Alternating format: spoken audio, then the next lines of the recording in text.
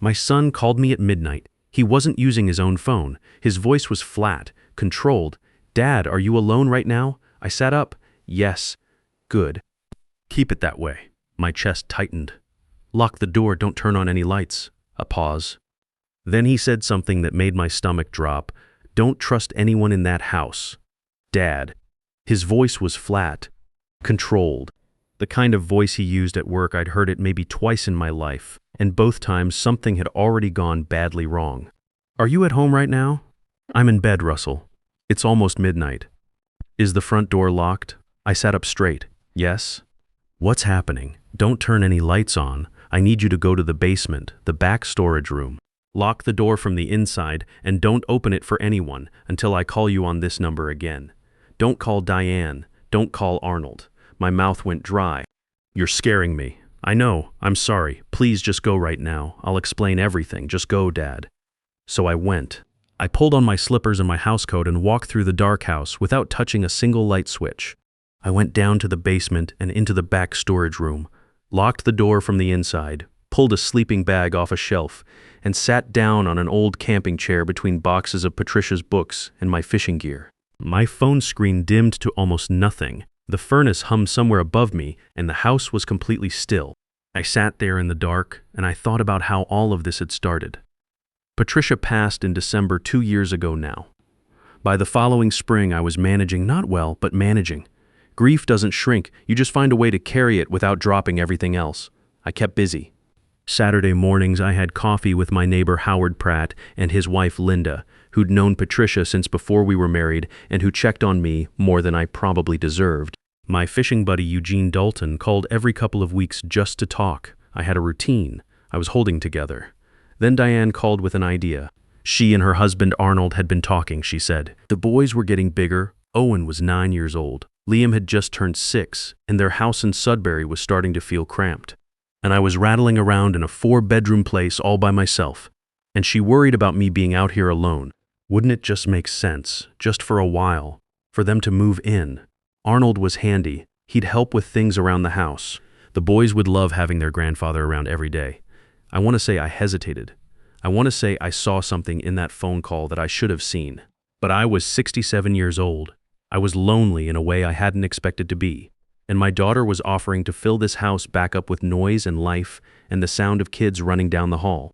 So I said yes. They moved in the second weekend of May, and for the first few weeks, it was genuinely good. Owen and Liam turned the backyard into a disaster zone of hockey sticks and mud, and I didn't mind one bit. Diane cooked on weeknights. Arnold patched the gutters without being asked and recaulked the upstairs bathroom without saying a word about it. I started sleeping a little better. The house felt like a house again. The first thing I noticed was small, easy to explain away. That's the part that still gets to me when I think about it now. Diane started bringing me my evening medications along with a glass of water. I took a blood pressure pill and a multivitamin, same as always, same as I had for years. But one evening in late June, she set a small white capsule on the counter next to the other two that I didn't recognize. "What's this?" I asked. "Magnesium supplement," she said. Her voice was easy, casual. "The pharmacist mentioned it can help with sleep in older men. You've been tossing around so much. I thought it might help." I picked it up and swallowed it with the rest. Didn't think twice. Over the following weeks, something shifted. I started sleeping through the night, which should have felt like a relief after 14 months of lying awake staring at the ceiling. But the sleep didn't leave me rested. I woke up foggy, slow, like pushing up through wet concrete every morning. By the time I felt like myself, it was usually past noon. I'd been a light sleeper my whole life. 38 years as an electrician. You learn to hear things, a faint hum in the wall that doesn't belong, a breaker running hot 2 rooms away. My body knew how to stay alert. Now I was shuffling around the kitchen in the morning, losing track of conversations, forgetting what I'd walked into a room to get. I'd reach for a word, and it would be just out of reach. Not always, not dramatically, just often enough to notice. I told myself it was grief, that the grief had finally settled in all the way, the heavy sunken kind that comes after the first sharp year. I told myself this was what 67 felt like. I told myself a lot of things. In August, I ran into Howard Pratt at the hardware store on Great Northern Road. We talked for a few minutes in the aisle. And he looked at me the way a man looks at his friend when something seems off, but he can't put his finger on exactly what. He asked if I'd seen Dr. Dennis lately. I realized I hadn't, not since February, nearly 6 months. Diane had been picking up my prescriptions since May, said it made sense since she drove past the pharmacy on Queen Street anyway. I'd handed that over without thinking about it much. I mentioned at dinner that I should call Dr. Dennis's office and make an appointment. Arnold looked up from his plate and said, almost offhand, that Dr. Dennis was semi-retired now and not really taking new appointments, and that there was a walk-in clinic closer to the house that was much better set up for older patients. I was 67, not 90. I let it go. I didn't make the appointment. In September, Eugene Dalton called about the walleye opener up at Lake Superior, same trip I'd done with the same group of guys every year for 15 years. I told him I'd call him back and let him know. Diane was in the kitchen when I hung up. "You're not seriously thinking about going up there," she said. "It wasn't quite a question. Papa, you haven't been yourself lately. I'd feel so much better knowing you were close to home. Eugene's group always pushes it too far anyway. I didn't go. By October, I had stopped meeting Howard and Linda for Saturday morning coffee. I told myself I was tired, that I'd reach out next week, that the week after that would be better. Linda came by the house one afternoon while I was resting. Diane answered the door, told her I was sleeping, took whatever Linda had brought and let her go. I didn't find out Linda had been there until Diane mentioned it 2 days later in passing, like it was nothing. Linda had called me the day before that and I'd missed it. I didn't call her back. I know how that reads. I didn't see it then. I was inside it. Then came the Sunday evening in late October. The boys were in bed. Diane poured 2 glasses of wine at the kitchen table. She'd been doing that more often. The 2 of us sitting together after Arnold put the kids down, and she set a folder in front of me. She said she and Arnold had been talking about practical things I probably hadn't had the energy to sort out since Patricia passed. Things that would just be good to have in order. Inside the folder was a power of attorney document. Dense legal language, a lot of pages. I picked it up and tried to read through it, but the words kept sliding sideways on me in a way that had been happening more often than I wanted to admit. "It just protects you," Diane said. Her voice was patient, gentle. "If something happened, or if you just didn't feel up to managing things, I'd be able to handle the accounts, the house, all of it. You wouldn't have to worry about any of it, Papa." I told her I'd look it over. She refilled my wine. 3 days after that, Arnold mentioned that a realtor friend of his had reached out, an acquaintance who specialized in estate properties. The market was strong right now. A place this size, in this neighborhood, would move fast if I ever decided I wanted to downsize. "Just information," he said, not suggesting anything. I told him I wasn't interested in selling. He nodded and dropped it. But that same evening, Diane mentioned just in passing, her voice careful and quiet, that the mortgage on the Sudbury house had gotten difficult since Arnold's contracting company had lost a major job. They'd had to go into savings. She didn't want to worry me with it. Things were tighter than they'd let on. I lay awake that night for the first time in months, and I realized something. I hadn't taken my evening pill. Diane had been out when I normally took them, and I'd simply gone to bed without it. The fog had a crack in it, just a gap, but enough. And I sat in that gap and made myself think clearly, the way I used to think methodically, 1 wire at a time, tracing the circuit back to where it went wrong. 2 days later, I was alone in the kitchen when I noticed Arnold's phone face up on the counter, screen still lit from a notification. I wasn't looking for anything. But the preview was right there. A name I didn't recognize, a message, and a number, $387,000. I knew that number. It was on my property tax notice from the spring. That was the assessed value of this house. I set the phone back exactly where it was, walked out to the garage. Sat in my truck with the engine off and the cold coming through the windows, and then I went inside and called my son. I hadn't called Russell in weeks. I only realized that as I was dialing, he'd called me twice during that stretch, and I'd been vague both times, said I was tired, said I was fine, said not to worry. I'd thought I was protecting him from unnecessary concern. That's what I told myself. He picked up on the second ring. Russell. My voice came out thinner than I expected. Off somehow, like a wire carrying less current than it should. "I think something has been happening, and I don't think I've been seeing it clearly." He didn't say anything right away. "Then tell me everything, Dad. From the beginning. Take your time." So I told him about the supplement, about the fog, about missing Eugene's fishing trip and not calling Linda back and not making the appointment with Dr. Dennis. I told him about the power of attorney folder and Arnold mentioning the realtor and the conversation about their mortgage in Sudbury. I told him about the phone on the counter and the number $387,000 sitting there in a message preview like it was nothing. Russell listened to all of it without interrupting once. When I finished, there was a pause on the line, not a long one, but the kind where you can tell someone is being careful about what they say next. Dad, I need you to do something right now. Go somewhere private, bathroom, bedroom, anywhere. Diane can't hear you, and find that supplement bottle. Read me every single ingredient on the label. Every one. I found the bottle on the bathroom shelf, where Diane kept it next to my other medications. I read him the whole label, a brand name I didn't recognize, a company I'd never heard of. Valerian root, passion flower extract, a few other things I couldn't pronounce. Russell was quiet for longer this time. Stop taking it today, he said. Don't flush it. Don't throw it away. Put it somewhere safe, somewhere she won't notice it's gone. And don't say a word to Diane. Don't change anything about how you act around her or Arnold. Can you do that? What are you thinking? I asked. I'm not ready to say yet. I'm gathering information. Don't sign anything. Don't agree to anything about the house. Call me again tomorrow morning early, before the house is up. I hid the bottle in the inside pocket of my winter coat hanging in the back of the closet.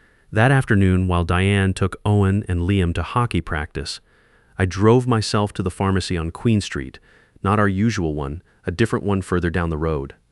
The pharmacist there, a woman named Gloria, studied the label for a long moment. Then she looked up at me over her glasses with an expression I've thought about many times since. Several of these compounds together, in certain concentrations, can cause significant sedation in older adults, she said. Memory interference, confusion, difficulty processing new information. It's not always obvious from the outside, and it's not always obvious to the person experiencing it either. She paused. How long have you been taking this? 5 months, I said. She told me to make an appointment with my doctor as soon as possible and to bring the bottle. I called Dr. Dennis's office from the parking lot and got in for the following week. I told no one. Russell called every morning after that early 7 a.m. before the house was awake. He was careful about what he shared with me, but I understood he was working through proper channels on his end. He asked me to write down everything I could remember, dates, conversations, specific amounts, anything Arnold or Diane had said about the house or the finances or my medications. I kept a small notebook tucked inside a tin of fishing lures in the basement. If anyone found it, it would look like nothing. The fog kept thinning. Not all at once, more like the way a window clears on a cold morning, slowly from one corner outward. And as it cleared, I started to see the shape of the last 5 months differently, not with panic. More like the feeling you get when you finally find the fault in a circuit you've been chasing for hours. Everything making sense in a way that makes your stomach drop. In mid-November, I went looking for the power of attorney folder, wanting to read it again with a clearer head. I found it in the filing cabinet in the back room of the basement, and next to it, 2 documents I had never seen before. One appeared to be a sale and purchase agreement for this house, with my signature at the bottom. The other was a withdrawal authorization for my RRSP account. Also with my signature. I had not signed either of those papers. I was certain of it. My hands were steady when I photographed them with my phone. I'm not sure why. Maybe because by that point, some part of me had already known, and the documents were just the proof catching up to what I'd already worked out. I sent the images to Russell and sat down on a storage box and waited. He called back in under an hour. Work voice, completely flat. Dad, I need a few more days to do this the right way. Don't confront Diane. Don't let on that anything has changed. I know how hard that is. But can you give me those days? I told him I could. I wasn't entirely sure it was true. That was the hardest week of my life. Sitting across from my daughter at the dinner table every evening, watching her fill my glass of water and set the vitamins out and place that white capsule in my palm, the way she'd done 100 times. I palmed it while she turned back to the stove, pretended to swallow with the rest. Got better at it faster than I ever wanted to be. I sat there and looked at my daughter, and I thought about the fact that she had been managing Patricia's medications in the final 3 months of her life. She'd been the one to pick them up, to keep track of the doses, to be there when the hospice nurses came. I had been grateful for it at the time. I'd thought it showed who she was. I pushed that thought down as far as it would go. I couldn't afford to feel it all the way through, not yet. The investigation would eventually look at that question carefully. They found no evidence of anything beyond what the medical records already showed. I have to make peace with not knowing for certain. I'm still working on that part. I thought about the 7-year-old who used to bring me her drawings to hang on the refrigerator, who used to fall asleep against my shoulder on the couch watching hockey. I thought about whether any of that had been real, and I didn't let myself answer. Then came that Tuesday night in February. Russell called from Diane's phone because he needed to be certain I'd answer somewhere she wouldn't hear. He needed me in the basement before the RCMP executed the warrant, which was coming before dawn. That was all he told me. Go to the basement, lock the door. Don't open it for anyone. I pulled on my housecoat and slippers and walked through the dark house without turning on a single light. I went downstairs, into the back storage room, locked the door behind me and pulled a sleeping bag off the shelf. Sat down on the old camping chair I'd had since the boys were small, the same chair I used to bring to their hockey games, the one with the frayed armrest on the left side that I'd been meaning to fix for 10 years. The furnace hummed above me. The house was absolutely still. I sat there in the dark, and after a while, I noticed a cardboard box near my feet that had worked its way out from under the shelf. One of Patricia's boxes. The flap was open. I reached in without thinking and pulled out a handful of old photographs. I couldn't see them well in the dark, so I tilted my phone screen just enough to make out the images.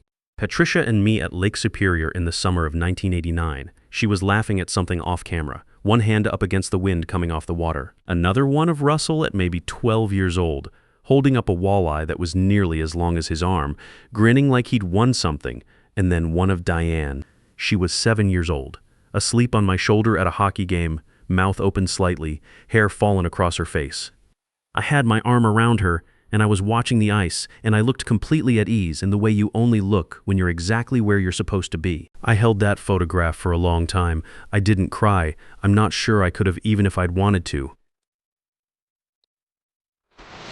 There was something beyond crying about it. Something that just sat in the chest and stayed there. I watched the time on my phone. 12:14:12, 12:51, 1:30:30, 1:58. At 2:31 in the morning, Russell called again. "It's done, Dad. Come on up." I came upstairs to find my kitchen lit up and 2 RCMP officers seated at the table, along with a woman from the Financial Crimes Unit who introduced herself quietly and shook my hand. My front door was standing open to the February cold. A police vehicle sat in the driveway with its lights off. The snow in the yard was marked up with boot prints going in several directions.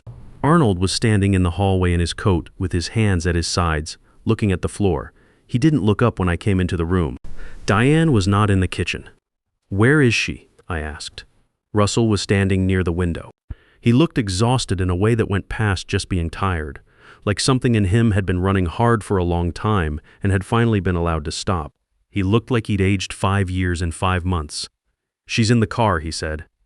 I didn't go to the window. I sat down at my kitchen table and answered the questions they had for me, and I didn't go to the window. The investigation took 4 months to move through the system. What came out of it was a picture I still have trouble holding all at once. Arnold had accumulated $140,000 in debt from a construction contract that had collapsed, money borrowed from people who don't offer payment plans. Diane had known about it for over a year before they moved in with me. Together, they had built a plan. Sedate me and isolate me gradually until I appeared incapable of managing my own affairs. Then move on the power of attorney, sell the house, and drain the RRSP. A receiving account had already been set up. The withdrawal authorization, the third document, the one with my forged signature, would have left me with almost nothing to my name. Dr. Dennis confirmed what Gloria at the pharmacy had already told me. The compounds in that supplement, in the doses I'd been given over 5 months, were enough to cause measurable cognitive impairment in a man my age. It went on the record. It mattered in court. Diane pled guilty to fraud over $5,000, breach of trust, and forgery. She received a conditional sentence of 2 years to be served in the community, plus probation. Arnold was sentenced to 18 months and served 12. The judge said something at the sentencing that I have turned over in my mind many times since. She said that the deliberate exploitation of a grieving and vulnerable parent represented one of the most corrosive forms of betrayal that came through her courtroom. That a father's trust was not a financial instrument. That the damage done to a person's sense of reality, Their ability to trust their own mind was not something that showed up cleanly in a dollar amount, but was damaged nonetheless. I sat in that courtroom on a gray Wednesday morning and watched my daughter look at the floor, and I didn't know what I felt.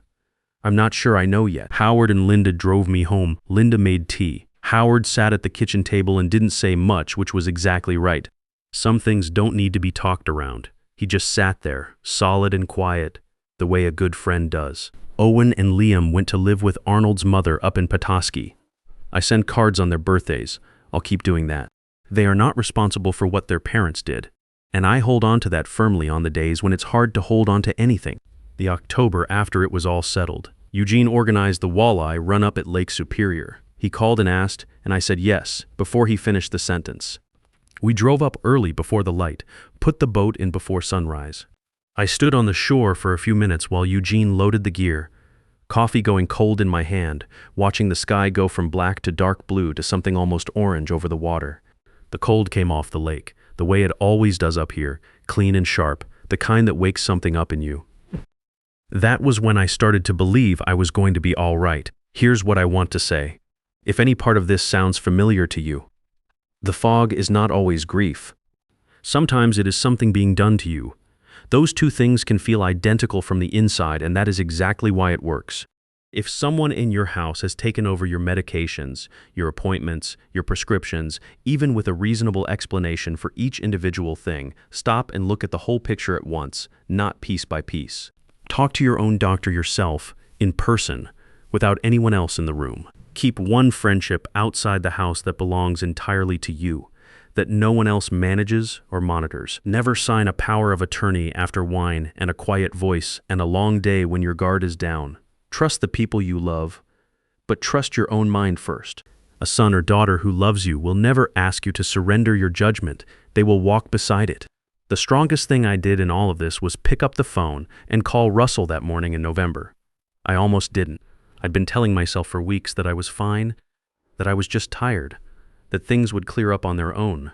They wouldn't have. If something feels wrong, call someone outside the house. Call them today. Grief doesn't make you weak, but it opens a door, and not everyone who walks through it came to help. Loneliness is a vulnerability. The wrong people know exactly how to find it. If this story made you think of someone, a father, a neighbor, a friend living alone, share it with them. It might be the most important thing they read this year.